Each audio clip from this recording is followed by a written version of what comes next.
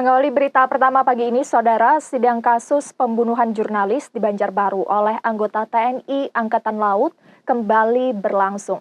Selasa siang, auditor militer membacakan replik atau tanggapan dari pembelaan penasehat hukum.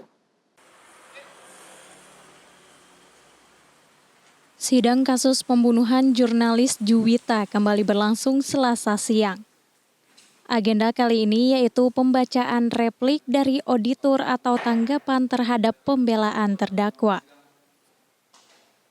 Dalam sidang pembacaan replik, auditor tidak goyah terhadap pembuktian dalam tuntutan yang sudah dibacakan pada sidang sebelumnya. Auditor tetap pada tuntutan awal yakni mendakwa Jumran dengan pasal 340 KUHP yang mengatur tentang pembunuhan berencana.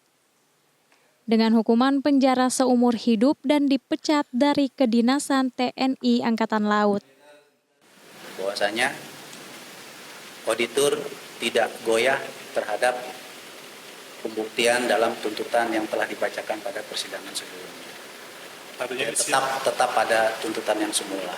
Artinya tetap dengan sikap yang sama, Pak ya? Dengan sikap yang sama.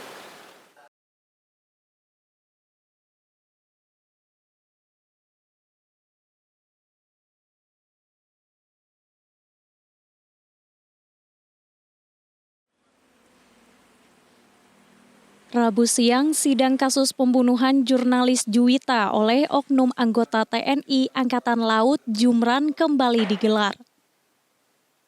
Agenda pembacaan duplik atau tanggapan dari penasehat hukum atas replik yang dibacakan auditor di sidang sebelumnya. Setelah sidang pembacaan duplik selesai, selanjutnya sidang putusan rencananya akan digelar Senin 16 Juni.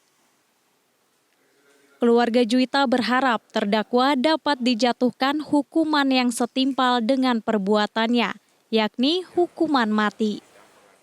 Semoga saja dari majelis bisa melebihi dari itulah untuk putusannya. Kita berdoa aja semoga majelis hakim memutusnya ya hukuman mati. Seadil-adilnya ya, seadil-adilnya karena itulah yang pantas buat dia. Pada penyampaian duplik, penasehat hukum Jumran memohon agar dipertimbangkan kembali mengenai pasal 340 KUHP atau pasal pembunuhan berencana. Dan menerima pledoi atau pembelaan kami selaku penasihat hukum terdakwa serta kami menolak seluruh isinya replik dari auditor militer. Namun, jika majelis hakim mempunyai pertimbangan lain, kami harap dapat mengambil keputusan seadil-adilnya. Demikian bukti ini kami akhiri. Selanjutnya kami serahkan kepada majelis hakim yang terhormat dan mohon keputusan seadil-adilnya. Sementara auditor tetap pada replik yang dibacakan pada sidang sebelumnya. Memohon agar dipertimbangkan kembali mengenai pasal 340 KUHP-nya tentang pembunuhan berencana. Intinya seperti itu. Dan auditor tetap pada replik yang dibacakan pada persidangan kemarin. Dalam tanggapan terhadap pembelaan terdakwa, auditor tetap mendakwa Jumran dengan pasal 340 KUHP tentang pembunuhan berencana. Hukumannya penjara seumur hidup dan dipecat dari kedinasan TNI Angkatan Laut. Nabila Seva, Kompas TV Banjarbaru, Kalimantan Selatan.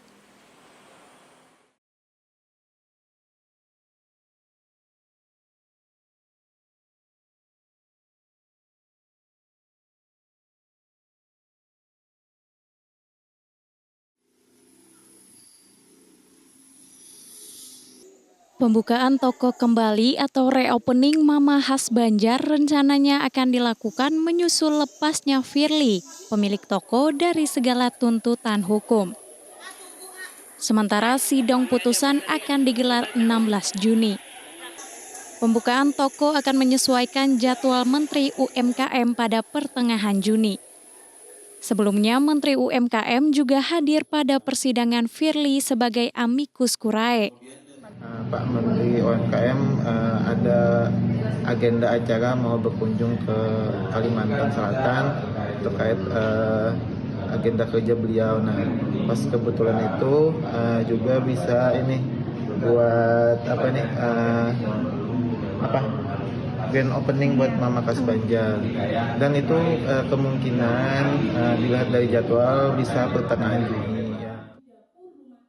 Persiapkan toko dibuka. Pendampingan diberikan dari Dinas Koperasi, UMKM, dan Tenaga Kerja. Dimulai dengan memilah produk yang layak jual, termasuk terkait labeling, perizinan, dan kemasan yang sesuai aturan. Pertama, Mamakas Banjar memilah dulu produk-produknya yang memang layak untuk dijual, yang sesuai dengan standar, sesuai ada perizinannya. Nah, tapi ke depannya nanti kita sebagai Dinas Koperasi Usaha Mikro dan Tenaga Kerja akan memberikan pelatihan tidak hanya untuk Mamakas Banjar, tapi juga untuk UKM-UKM lain. Menghindari pelaku UMKM terjerat kasus hukum serupa di Banjarbaru, pelatihan akan diberikan agar UMKM mengetahui cara uji produk, menentukan tanggal kadaluarsa hingga sertifikasi halal. Nabila Seva, Kompas TV Banjarbaru, Kalimantan Selatan.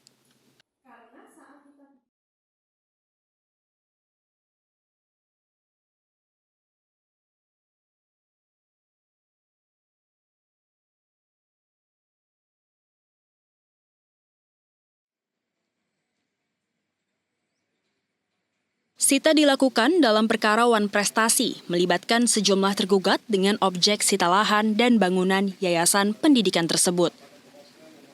Sita oleh pengadilan ini untuk memastikan objek sengketa tidak berpindah tangan. Berdasarkan laporan dari pemohon eksekusi bahwa pemohon tidak melaksanakan secara sukarela dan memohon kembali kepada pengadilan untuk peletakan sita, maka setelah kami lakukan cross and recheck BPN, objek tersebut tidak ada kaitan dengan pihak ketiga, maka kami letakkan sita. Kuasa hukum penggugat berharap setelah disita pihak tergugat menjalankan kewajibannya membayar atau ganti rugi sesuai putusan pengadilan. Kami berharap semua pihak yang terkait di dalam pokok perkara ini bahwa menjalankan dan melaksanakan kewajiban atas dasar 4 putusan tersebut. Sementara pihak tergugat mengajukan perlawanan kembali dan menyatakan sita eksekusi salah objek karena bukan milik pribadi tergugat, melainkan milik yayasan. Katakan sita ini kami anggap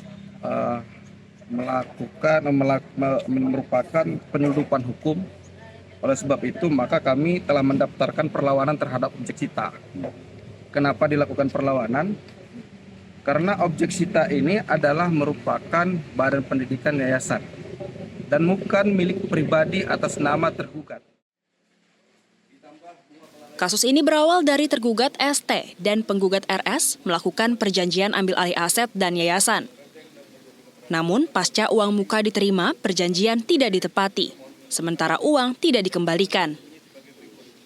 Kendati dilakukan sita, aktivitas termasuk pendidikan di perguruan tinggi tersebut tetap dapat dilakukan. Namun aset dapat dilelang jika kewajiban tergugat tak dipenuhi. Abrar Effendi, Kompas TV Banjarbaru, Kalimantan Selatan.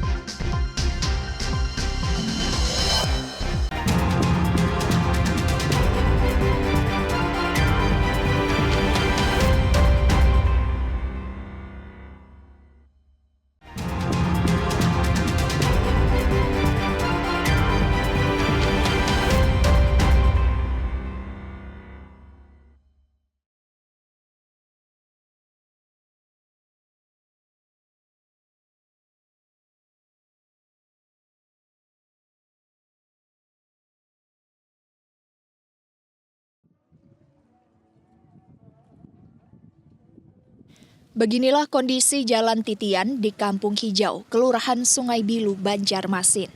Akses utama warga Kampung Hijau ini mulai miring tahun 2023 dan kini semakin memburuk. Jalan ini juga kerap terendam air saat sungai pasang, sehingga mengganggu mobilitas warga. Jika terus dibiarkan, kondisi ini dikhawatirkan menimbulkan korban. Untuk desainnya bisa dilakukan perbaikan berupa, kalau untuk pagar mungkin berupa ulin aja dulu. Kalau ini kan masalahnya ini keberatan, jadi ibaratnya lebih ada beban ke. Warga yang tiap hari melintas mengeluh berharap pemerintah segera melakukan perbaikan sehingga aktivitas tidak terganggu dan mengembalikan rasa aman. Sekitar 2 bulanan lah. 2 tahun. 2 tahun nggak? 2 tahun lah. 2 tahun. Dampaknya apa Pak kondisi ini? Ya kan kalau orang lewat, Banjirnya naik. Dalam waktu dekat, pemerintah berencana memperbaiki jalan titian di Kampung Hijau sepanjang 75 meter ini. Warga berharap perbaikan benar-benar terrealisasi. Naufal Rafif, Kompas TV, Banjarmasin, Kalimantan Selatan.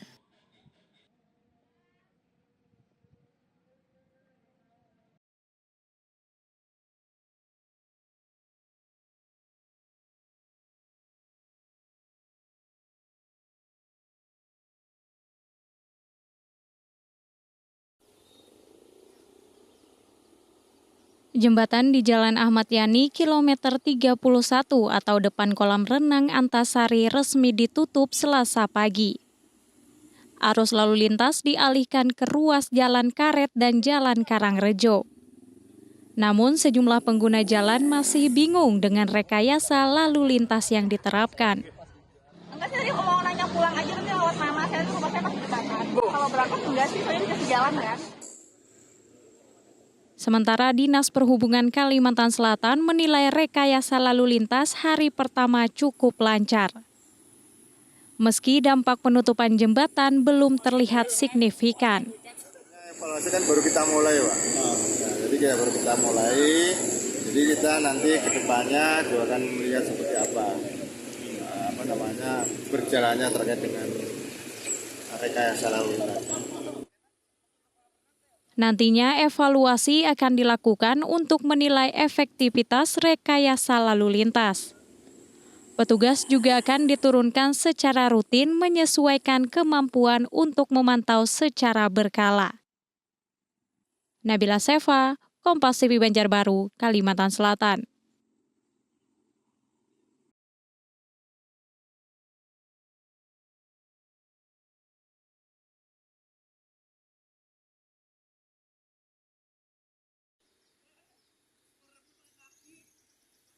Jalur Ahmad Yani terputus karena penutupan jembatan di depan kolam renang Antasari. Pengguna jalan diimbau gunakan jalur alternatif. Selasa pagi, warga mulai gunakan jalur alternatif Jalan Karangrejo dan Jalan Trikora. Akibatnya arus lalu lintas di Bundaran Palam di Jalan Trikora padat. Namun demikian hal ini sudah diantisipasi Satlantas Polres Banjarbaru dengan menutup Bundaran Trikora dan menjadikannya 2 jalur. Petugas juga dikerahkan untuk berjaga di sejumlah titik. Untuk efektivitas tidak terjadi kemacetan, di Bundaran Palem kita tutup menjadi hanya 2 arus sehingga harus memutar di bundaran statistik atau di U-turn statistik. Pengguna jalan diimbau untuk dapat menyesuaikan rencana perjalanannya karena pekerjaan penggantian jembatan Sungai Ulin, yaitu dengan menggunakan jalur alternatif yang disediakan. Tidak terjadi kemacetan dan penumpukan kendaraan. Informasi ini kita tidak disampaikan di awal, jadi yang di mana tujuan perjalanan yang bisa memilih mana arah menuju arah yang telah kita siapkan. Di hari pertama, terpantau kepadatan di jalur alternatif terjadi sekitar pukul 7.30 hingga 8 pagi. sehingga masyarakat juga diminta untuk memperhitungkan waktu perjalanan. Nabila Seva, Kompas TV Banjarbaru, Kalimantan Selatan.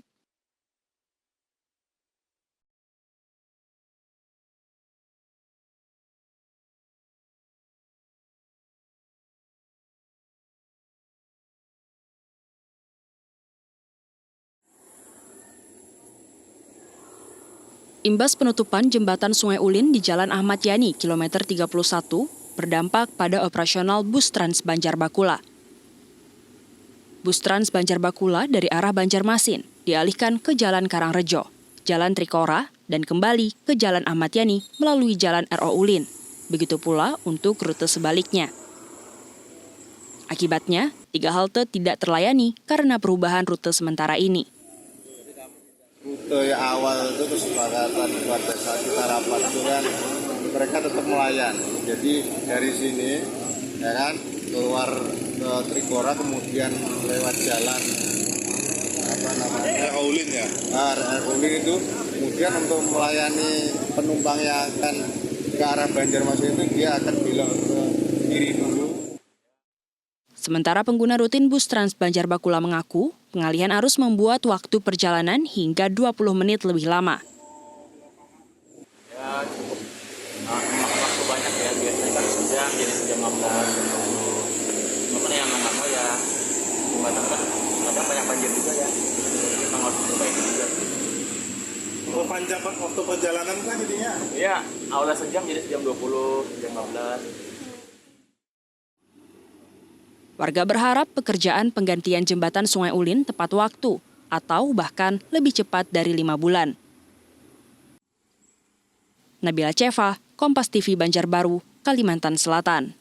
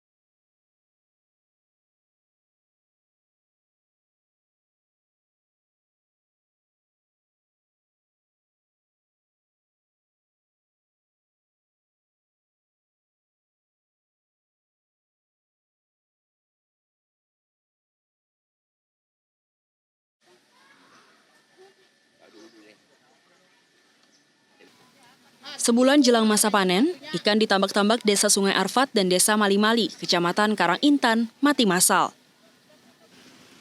Jenis ikan yang dibudidayakan adalah nila dan bawal dengan usia tebar rata-rata 3 bulan.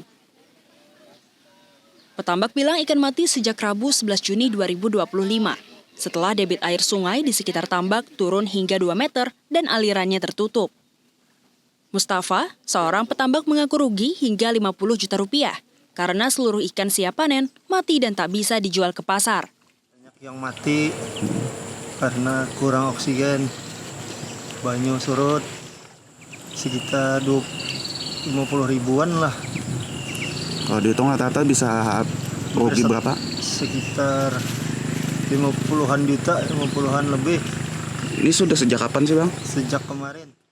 Dinas Ketahanan Pangan dan Perikanan Kabupaten Banjar menyebut telah memberi peringatan dini sejak 1 bulan sebelumnya melalui radio dan media. Penurunan debit sungai memicu penurunan oksigen terlarut dengan nilai DO atau dissolved oksigen sekitar 0,8 hingga 1,5 mg per liter. Tak memenuhi kebutuhan minimal oksigen untuk ikan, ditambah dengan padatnya tebar ikan di tambak. Tidak bisa menyerap oksigen terlarut tersebut, sehingga dia banyak yang megap-megap, ditambah lagi kepadatan ikan yang ditebar masyarakat terlalu padat. Seharusnya langkah-langkahnya kita harus memberikan aerasi oksigen. Hingga Kamis 12 Juni 2025, 1,5 ton ikan mati di 2 desa terdampak. Mengurangi risiko serupa, pemerintah imbau aparat desa aktif mengedukasi petambak agar memperhatikan kepadatan tebar dan kualitas air. Terkait bantuan bibit pengganti, pemerintah masih mengkaji kemungkinan dan akan berkoordinasi dengan stakeholder. Arpawi, Kompas TV, Kabupaten Banjar, Kalimantan Selatan.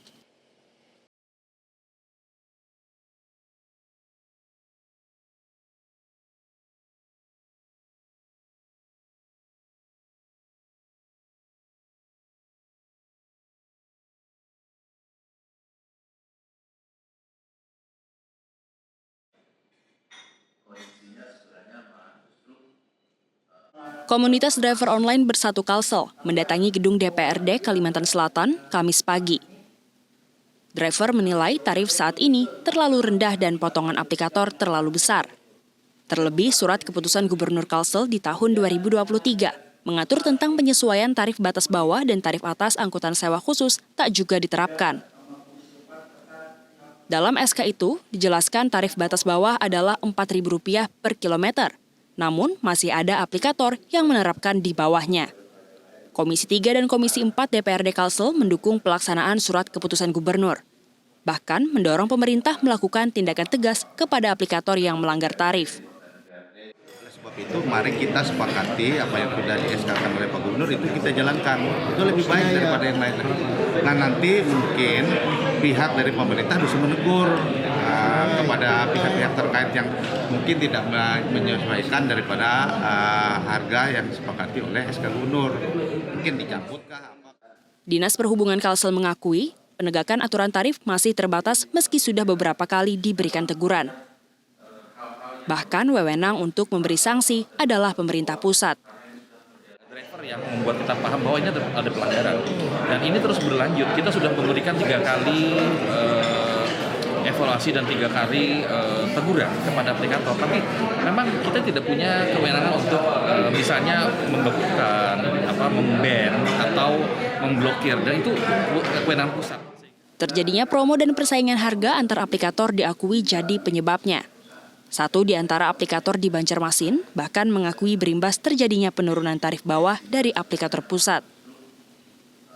Arpawi, Kompas TV, Banjarmasin, Kalimantan Selatan.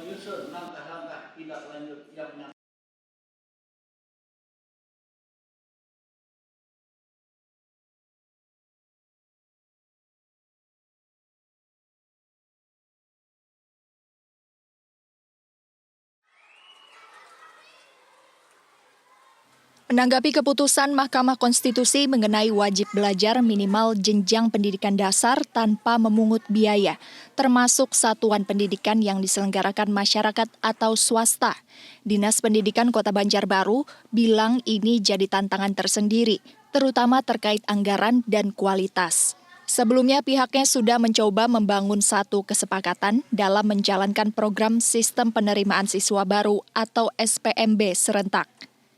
Namun masih terkendala karena sekolah swasta masih memerlukan biaya untuk akomodir calon siswa. Kemungkinan kalau yang statement yang pernah kita dengar dari Wamen bahwa ini tahun depan mungkin akan dilaksanakan. Karena waktunya mepet ini tahun ini ya. Tahun ini saya karena banyak hal yang harus dibicarakan dengan yayasan.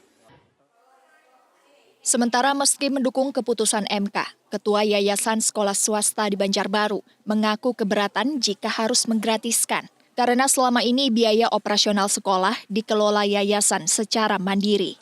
Namun pihaknya masih menunggu regulasi lebih lanjut mengenai keputusan ini.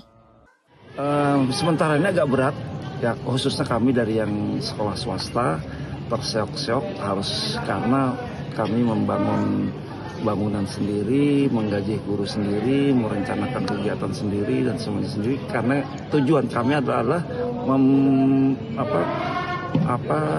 mengisi kekosongan dalam pendidikan tersebut. Yayasan sekolah swasta juga berharap agar keputusan ini tidak mengganggu sistem yang sudah berjalan dengan baik. Nabila Cheva, Kompas TV, Banjarbaru, Kalimantan Selatan.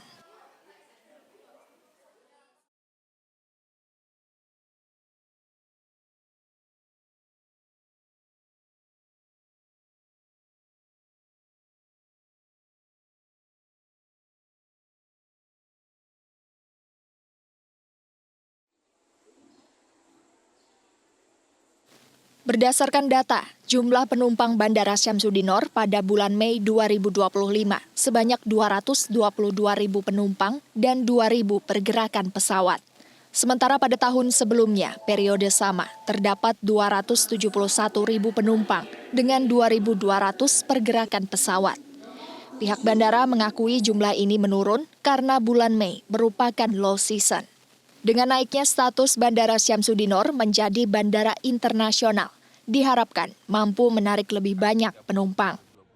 Tapi tentu ini menjadi challenge untuk kita dorong bagaimana ke depan ini bisa meningkatkan traffic tentu yang akan berdampak kepada ekonomi dan pariwisata. Jadi ini akan kita terus dorong dan tentunya dengan tadi peningkatan status internasional juga masih membuka peluang kita untuk bisa meningkatkan traffic.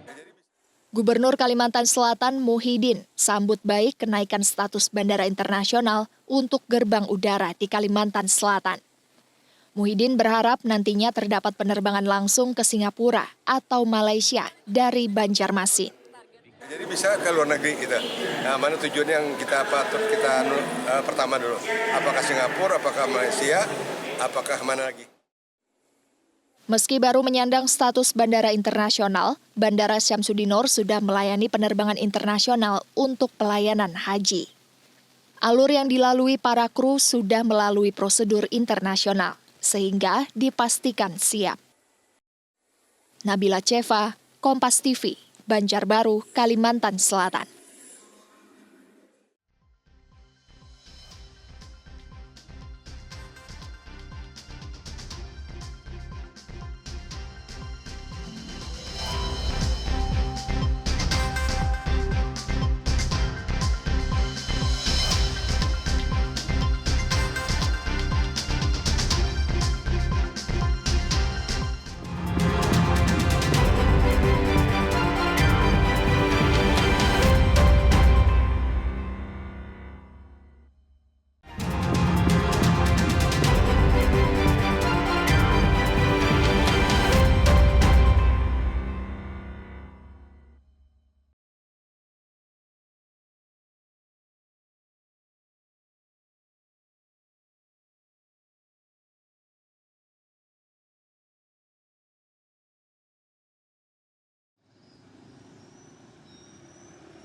Kebijakan penurunan tarif parkir roda 2 telah berlaku sejak 2 minggu lalu. Namun sejumlah titik parkir di Kota Banjarmasin belum menerapkannya. Kurangnya informasi dan sosialisasi resmi dari pemerintah memberi celah bagi para juru parkir untuk tetap mematok tarif parkir lama. Hal tersebut membingungkan masyarakat dan mengurangi kepercayaan terhadap pengelolaan parkir di Kota Banjarmasin.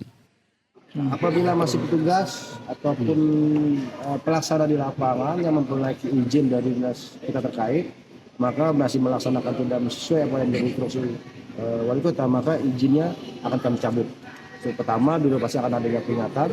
Apabila masih menjalankan, melanggar lagi, maka akan dibikin peringatan, dan terakhir kita akan cabut. Juru parkir di Pasar Sentra Antasari mengaku tidak menerima informasi, baik informasi resmi dari pemerintah maupun pengelola pasar mengenai tarif parkir terbaru. Doang, kita tahu lagi, kita mau hantar lagi. Dari masyarakat iya bang, dari masyarakat tuh yang parkiran turunnya. Ya membati arus gitu nah. Pemerintah kota menyatakan instansi terkait dapat segera melakukan sosialisasi dan pengawasan lebih ketat, serta melakukan pemasangan dan pembaruan pelang tarif parkir. Naufal Rafif, Kompas TV Banjarmasin, Kalimantan Selatan.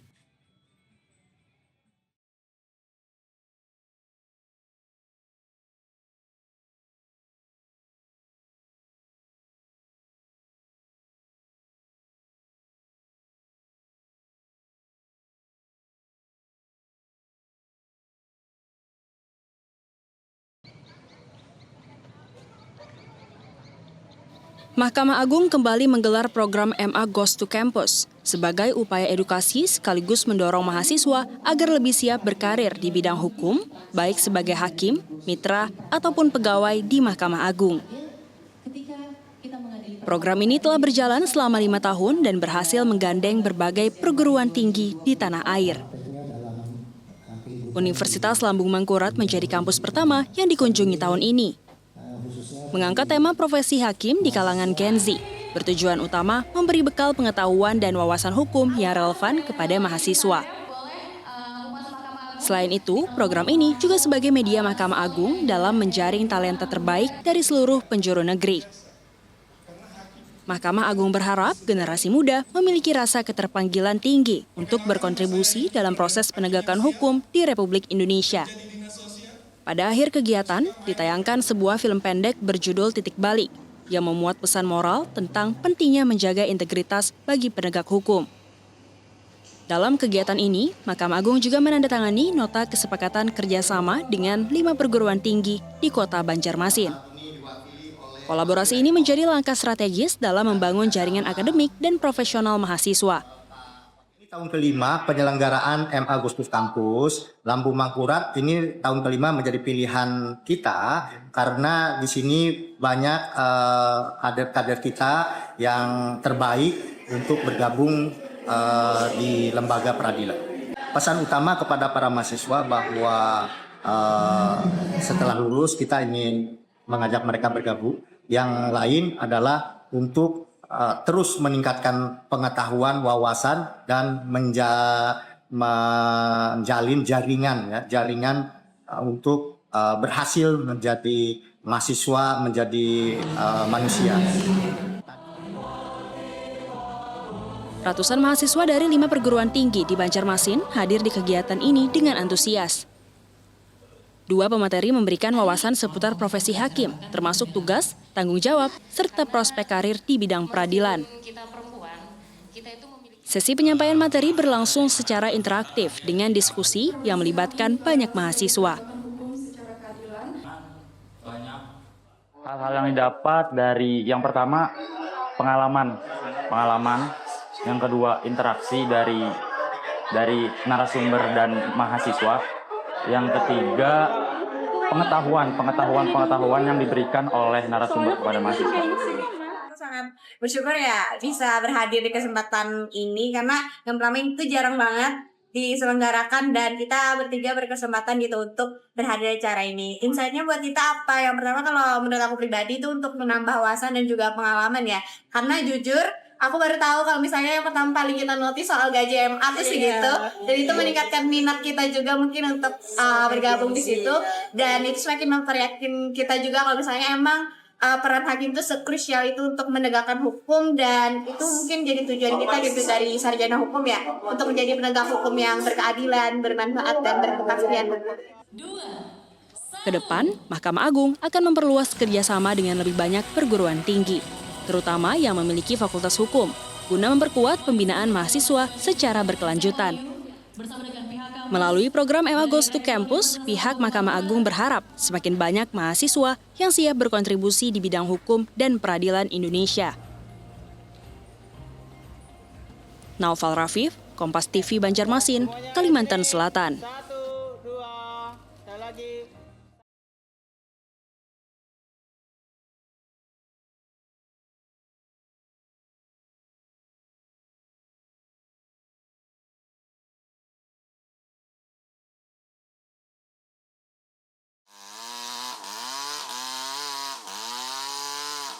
Pohon rumbia yang dipotong di sungai menjadi bahan baku utama pengolahan sagu di Desa Pemakuan, Kecamatan Sungai Tabuk, Kabupaten Banjar.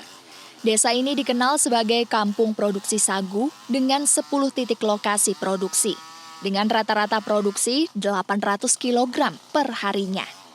Prosesnya, pohon yang sudah dipotong digulingkan ke tempat pengolahan, di mana sagu dikupas dan diperas menggunakan alat sederhana. Mengandalkan tenaga manusia dan peralatan tradisional hingga menjadi butir. Dalam sehari, sagu yang diproduksi rata-rata terjual 600 kg. Di antaranya 100 kg sagu hitam dan 500 kg sagu putih. Kalau di sini banyak yang memproduksi sagu. Kalau dihitung sekitaran 10 pabrik sagu di sini. Dalam sehari bisa terjual berapa nih Bang? Kalau dalam sehari produksinya berkisar 500 sampai 800 kilo sagu basah. Sagu basah? Sagu basah putih. Oke. Berarti omsetnya berapa tuh Bang kalau dihitung? Kalau omset keseluruhan 1.500.000 sampai 2,5 juta lah Per hari. per hari. Harga sagu yang dijual pun beragam. Sagu hitam basah dipatok Rp1.000 per kilogram, sementara kering Rp3.000. Sedangkan sagu putih basah dikenai Rp3.000 dan yang kering Rp6.000 per kilogram. Saat ini produk sagu dari Kampung Sagu Desa Pemakuan terus mengalir ke pasar tradisional Banjarmasin hingga ke Kabupaten Banjar. Arpawi, Kompas TV, Kabupaten Banjar, Kalimantan Selatan.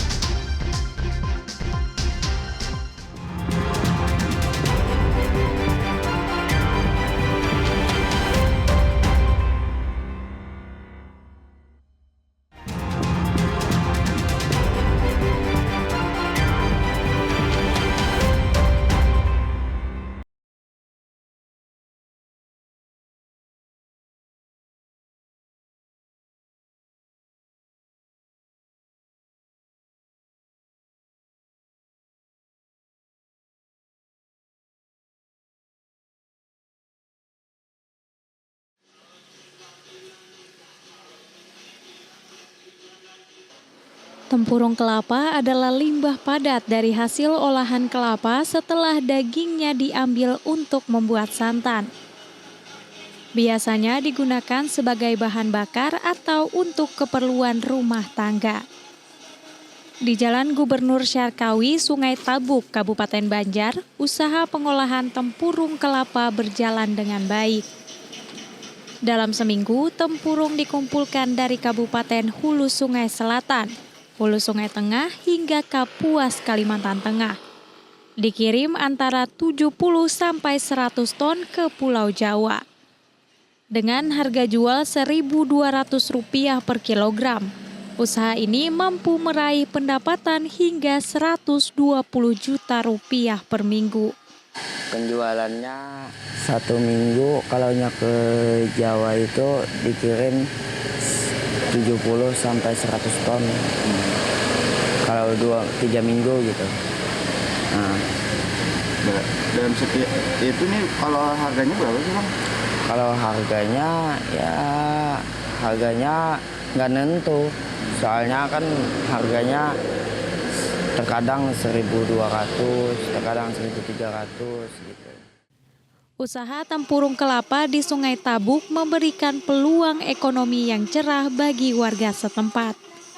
Dengan memanfaatkan limbah menjadi komoditas bernilai ekonomi tinggi. Arpawi, Kompas TV Kabupaten Banjar, Kalimantan Selatan.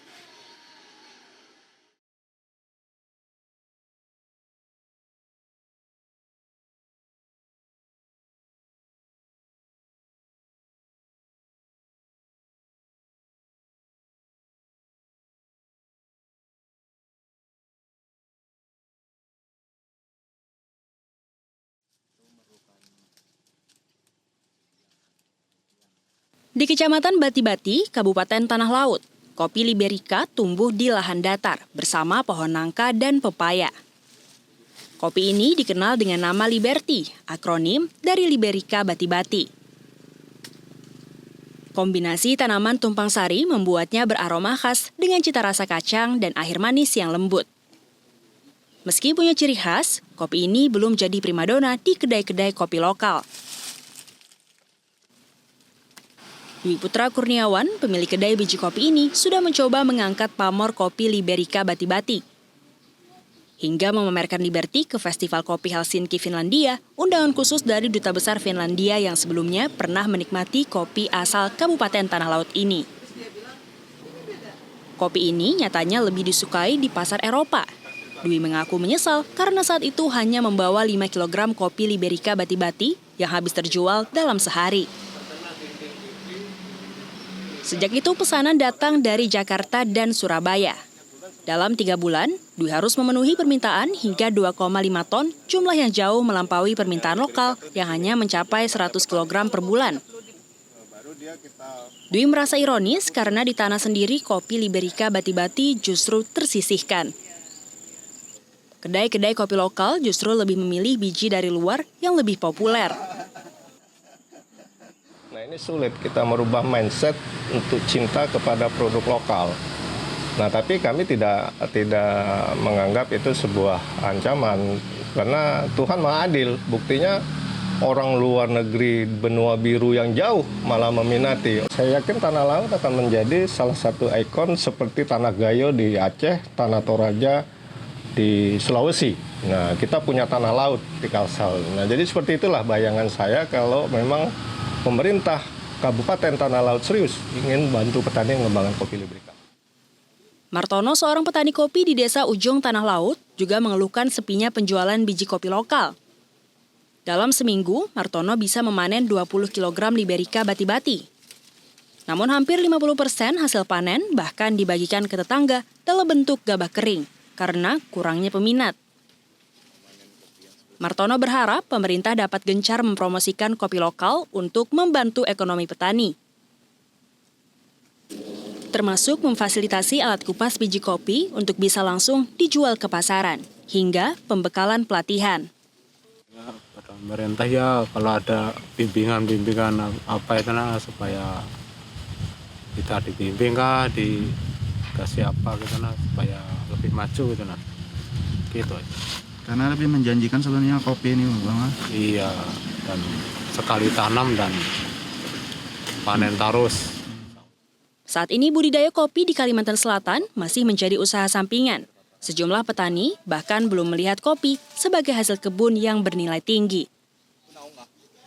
Tanpa intervensi serius pemerintah daerah, kopi Liberica Bati-Bati akan terus berjaya di luar, namun gagal naik kelas di rumahnya sendiri. Arpawi, Kompas TV, Kabupaten Tanah Laut, Kalimantan Selatan.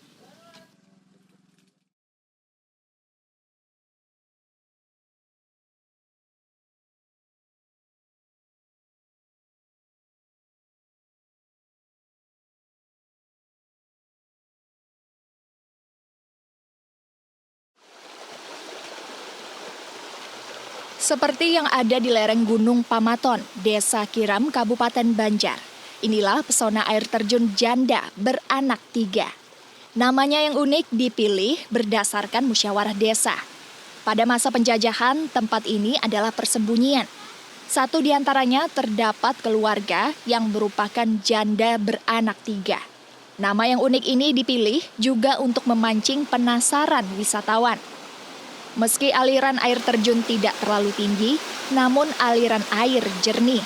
Hamparan bebatuan dengan arus yang tidak terlalu deras menjadikan tempat ini layak dipilih sebagai destinasi wisata ketika berkunjung ke Kalimantan Selatan. Menurut penjaga pos air terjun, saat hari libur, pengunjung bisa mencapai 500 orang. Sementara saat hari biasa, hanya sekitar 100 orang. Rame, apalagi kalau hari libur. Berapa biasanya sampai pengunjungnya Mas? Pengunjungnya bisa sampai 500 lebih kayak biasanya kalau hari libur tuh. Oh, kalau hari biasa Bang 100 adalah? Kalau hari biasa bisa, tapi kurang juga Bang. Kurang 100 biasanya. Seorang pengunjung mengaku sudah sering datang ke air terjun janda beranak 3. Selain harga tiket masuk yang terjangkau, jarak tempuh ke lokasi juga dinilai dekat dari pusat kota Banjarbaru. Berapa keluarga? Masuknya tadi satu orang 10.000 yang dewasa, kalau anak 5.000. Jadi kita yang suka santai, suka alam ya, suka alam. Untuk sampai ke lokasi air terjun, pengunjung perlu berjalan kaki dari tempat parkir sejauh 200 meter. Namun di perjalanan, pengunjung bisa melihat tanaman anggrek yang menemani pengunjung menikmati keindahan alam. Nabila Ceva, Kompas TV, Banjarbaru, Kalimantan Selatan.